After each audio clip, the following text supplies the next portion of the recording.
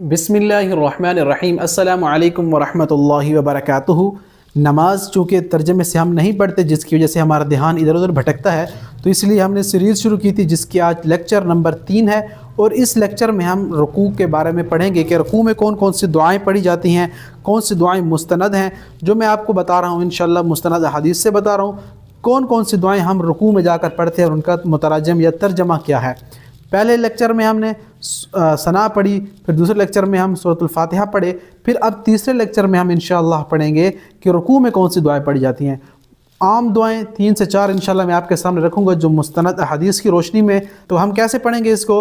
رکوع میں جائیں گے تو سبحان ربی العظیم، سبحانہ پاک ہے، ربی میرا رب، العظیم عظمت والا، سبحان ربی العظیم پاک ہے میرا رب عظمت والا۔ ایک دعا تو یہ ہے جو ترمذی شریف سے لی گئی ہے، یہ بھی مسنون ہے، ہمیں یہ بھی پڑھنی چاہیے، اس کے ساتھ ہمیں باقی دعائیں بھی یاد کرنی چاہیے تاکہ بار بار سنت پر عمل ہوتا رہے، اور ہر صورت میں یا ہر رکعت میں یا ہر نماز میں ہم الگ الگ دعائیں پڑھیں۔ اس سے نماز میں کانفیڈنٹ بھی بلڈ ہوگا اور نماز میں دھیان بھی رہے گا کہ ہمیں اگلی نماز میں کون سی دعائیں پڑھنی ہے۔ تو ایک دعا پڑھتے رہیں آپ، تو یہ آپ سے بہتر ہے کہ آپ الگ الگ دعائیں پڑھیں، وہ بھی مسنون ہیں۔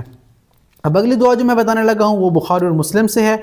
سبحانک اللہم، سبحانک اللہم، سبحانہ پاک ہے، کا مطلب تو، اللہم اے اللہ، تو سبحانک اللہم پاک ہے تو اے اللہ، ربنا و بحمدک اے ہمارے رب، او بحمدک اپنی تعریف کے ساتھ، یعنی اے ہمارے رب، ربنا اے ہمارے رب، و بحمدک، وہ کا مطلب اور، با کا مطلب آتا ہے ساتھ، اور حمد کا مطلب تعریف آتا ہے، اور کاف کا مطلب اپنی، ربنا و بحمدک اے ہمارے رب اپنی تعریف کے ساتھ، اللہم اغفر لی اے اللہ مجھے بخش دے۔ تو یہ بھی دعا ہے جو بخاری مسلم سے ثابت ہے، یہ دعا بھی آپ کو ضرور پڑھنی چاہیے جب آپ نماز پڑھ رہے ہوں، تو رکوع میں یہ دعا بھی بڑی مستند ہے، آپ نے اسے بھی پڑھنا ہے، اللہم اغفر لی، مغفرت بخشش مانگنی آپ نے، تو یہ دعا جو ہے بخاری اور مسلم سے ثابت ہے۔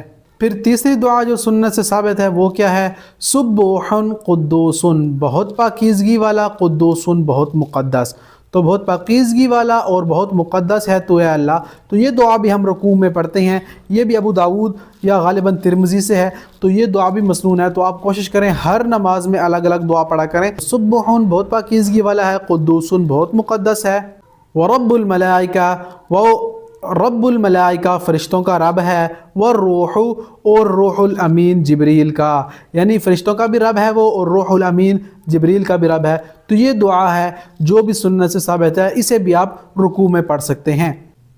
اگلی دعا نمبر 4 جو مسنون ہے، جو بھی آپ کو پڑھنی چاہیے رکوع میں، سبحان ذی الجبروتی والملکوتی، سبحانہ پاکی ہے، ذی الجبروتی غلبے والے کی، یعنی جس کا اللہ نے، جس کا اس دنیا میں قبضہ ہے، جو غالب ہے وہ اللہ ہے نا، تو ذی کا مطلب والے آئے گا، جبروت غلبے والا، تو پاک ہے ذی الجبروت غلبے والی ذات، والملکوت اور بادشاہی جس کی مالکیت ہے وہ پاک ہے۔ تو یہ بھی سجدے میں دعا پڑھی جاتی ہے، آگے ہے تھوڑی سی، والکبریائی اور بڑائی والے، والعظمتی اور عظمت والے، تو یہ بھی وہ دعا ہے جو رکوع میں پڑھی جاتی ہے، سنت سے ثابت ہے، آپ اسے بھی پڑھ سکتے ہیں۔ اچھا، اب رکوع سے اٹھتے وقت کی دعا، رکوع سے جب آپ اٹھتے ہیں، یعنی سمع اللہ لمن حمدہ، اس کا مطلب آپ جان لیں، سمع اللہ، سمع سماعت سننے سے ہے، اللہ اللہ، تو سمع اللہ اللہ نے سن لیا، لمن اسے، جو لام اسے، من کا مطلب جس نے، حمدہ حمد یا تعریف کی اس نے۔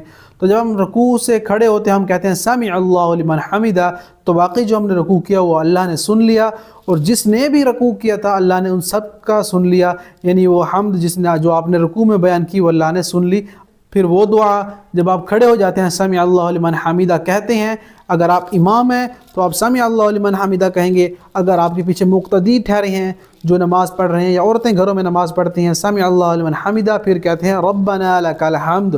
تو یہ بھی مخصوص دعائیں ہیں، مختلف قسم کی دعائیں ہیں، آپ نے کون سی کا معمول بنایا ہوا ہے وہ بھی آپ نے ہمیں بتانا ہے۔